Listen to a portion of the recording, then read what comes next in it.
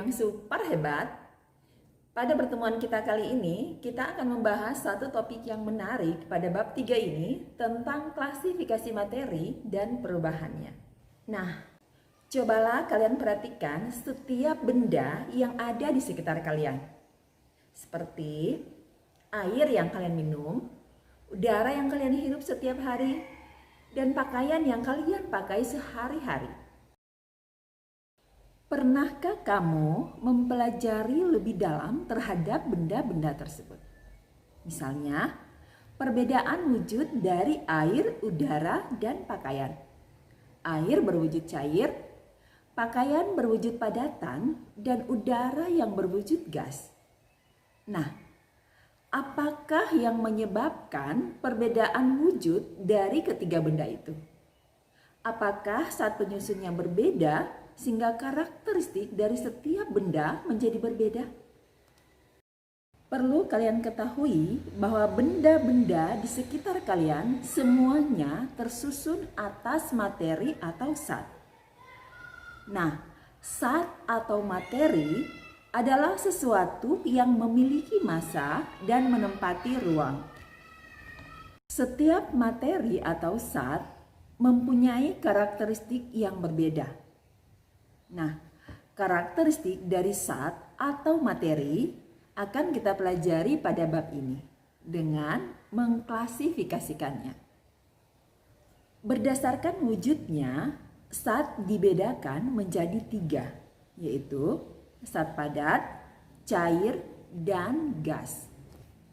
Contoh wujud zat yang mudah dipahami adalah air.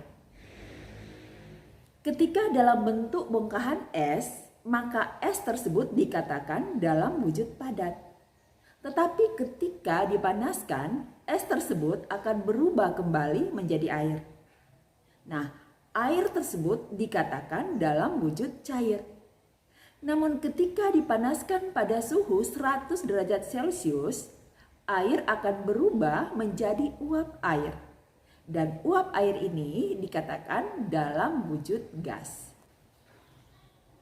Pada slide ini ada tabel perbedaan sifat zat padat, cair, dan gas. Mari kita lihat perbedaannya. Pada zat padat, bentuk dan volume itu tetap. Tapi pada zat cair, volumenya tetap, tetapi bentuk tidak tetap. Tergantung pada media yang digunakan. Sementara gas, bentuk dan volume tidak tetap.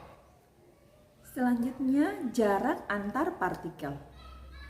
Pada zat padat, jarak antar partikel sangat rapat, sehingga partikel-partikelnya tidak dapat bergerak bebas. Sementara pada zat cair, jarak antar partikel lebih renggang, dan partikel-partikelnya dapat bergerak namun terbatas.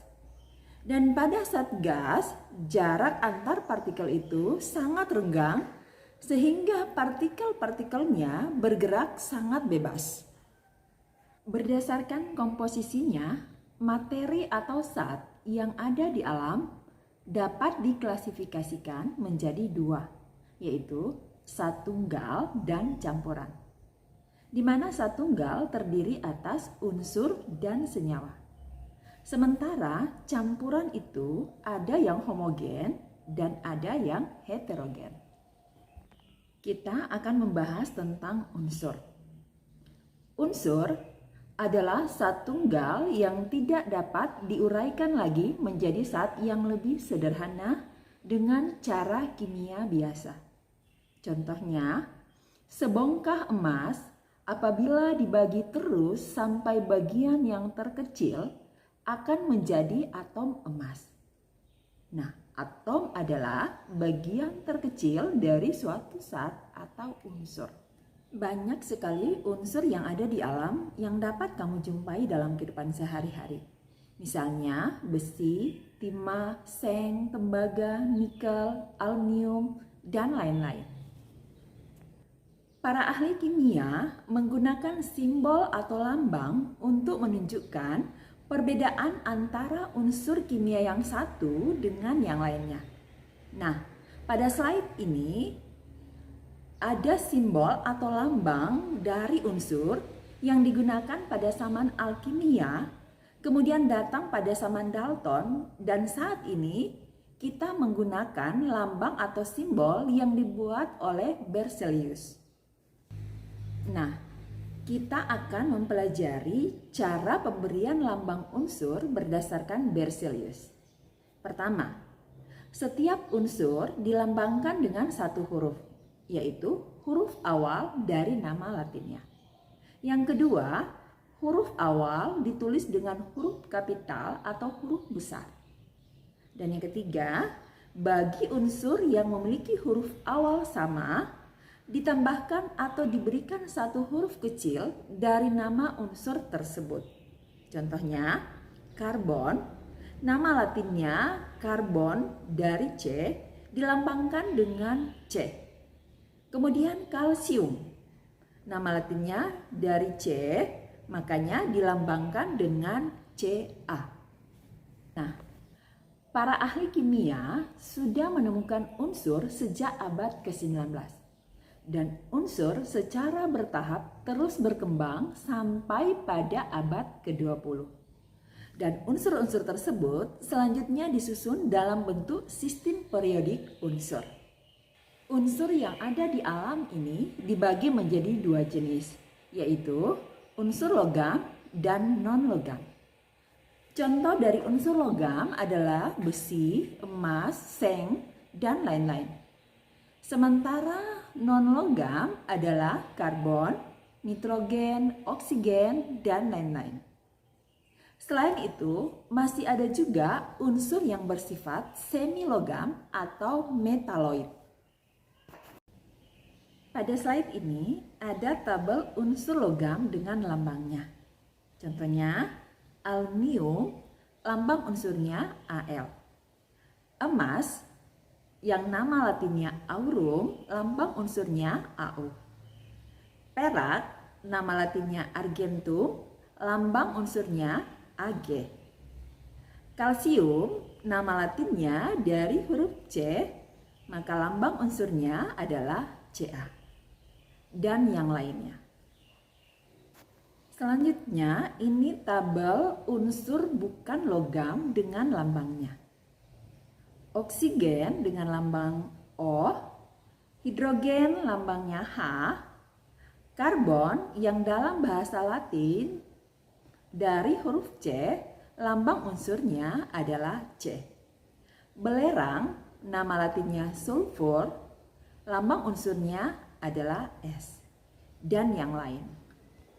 Ini adalah tabel perbedaan unsur logam dan non-logam.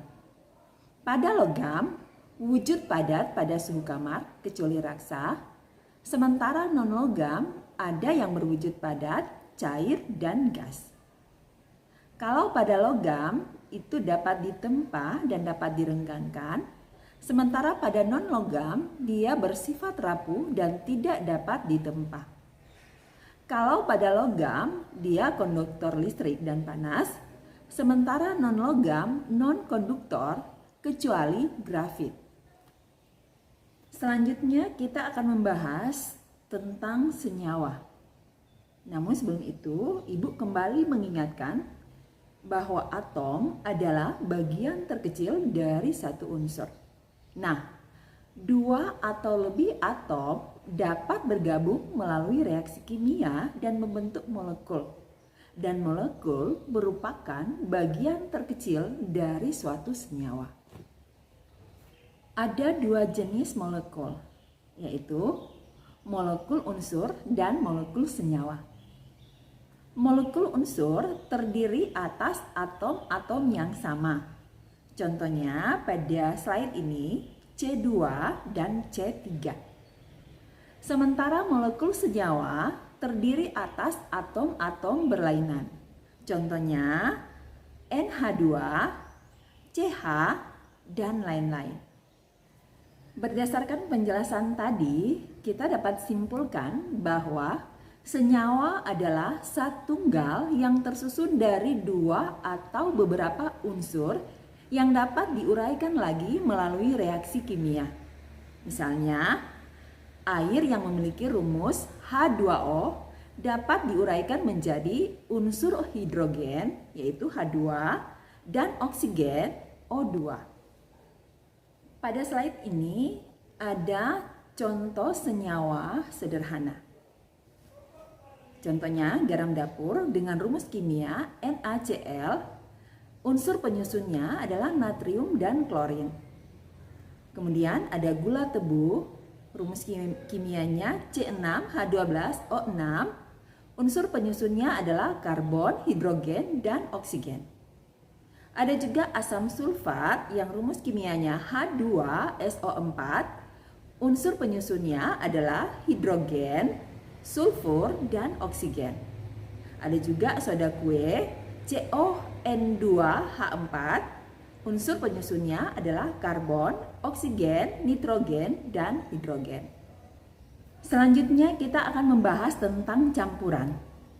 Nah, campuran adalah perpaduan beberapa zat yang masing-masing masih tetap memiliki sifat aslinya. Campuran terdiri atas campuran homogen dan campuran heterogen. Contoh campuran homogen adalah larutan gula, larutan garam, dan sirup. Nah, anak-anakku sekalian, pernahkah kamu menambahkan gula ke dalam segelas air dan mengamatinya? Apakah kamu dapat membedakan zat-zat penyusun dari campuran tersebut? Tentunya tidak. Tapi kamu dapat merasakan keberadaan manisnya gula dalam campuran tersebut. Nah, inilah yang merupakan ciri dari campuran homogen. Jadi, campuran homogen adalah campuran yang tidak dapat dibedakan zat-zat penyusunnya. Contoh campuran homogen yang lain adalah stainless steel, yang merupakan campuran logam besi, krom, dan nikel. Berbeda dengan larutan gula. Pada campuran pasir dan air, dapat dibedakan antara pasir dan air. Seperti gambar pada slide ini. Nah, campuran pasir dan air merupakan salah satu contoh dari campuran heterogen. Jadi, campuran heterogen adalah campuran yang dapat dibedakan secara fisik zat-zat penyusunnya. Contoh campuran heterogen yang lain adalah sup sayuran. Pada campuran heterogen dikenal istilah suspensi dan koloid. Suspensi adalah campuran dari berbagai jenis zat heterogen. Ukurannya lebih besar bila dibandingkan dengan partikel-partikel zat terlarut pada larutan. Dan suspensi ini mudah mengendap atau membentuk lapisan. Contohnya, campuran antara air dan pasir. Ada juga minyak dan air atau debu dan udara. Koloid adalah campuran heterogen yang tampak homogen. Nah, pada koloid, bidang batas antar zat penyusunnya hanya dapat dibedakan dengan bantuan mikroskop ultra. Contohnya susu, mentega, mayones, agar-agar, cat tembok, dan asap. Nah, untuk lebih memahami perbedaan larutan, koloid, dan suspensi, kita lihat pada slide ini dengan percobaan efek Tyndall. Di sini kita lihat bahwa campuran koloid nampak buram, sementara larutan itu transparan. Nah, ini adalah tabel perbedaan sifat unsur, senyawa, dan campuran. Unsur dan senyawa adalah zat tunggal, sementara campuran itu adalah campuran. Unsur tidak dapat diuraikan, sementara senyawa dan campuran dapat diuraikan.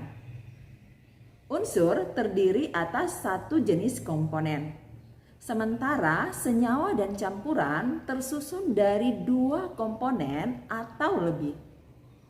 Senyawa perbandingan massa zat penyusunnya tetap, dan campuran perbandingannya tidak tetap. Demikianlah pembahasan kita kali ini tentang unsur senyawa dan campuran. Semoga kalian bisa memahaminya dengan baik. Kita akan melanjutkan materi tentang larutan asam, basa, dan garam pada pertemuan berikutnya. Semoga hari ini menyenangkan bagi kalian dan sampai jumpa.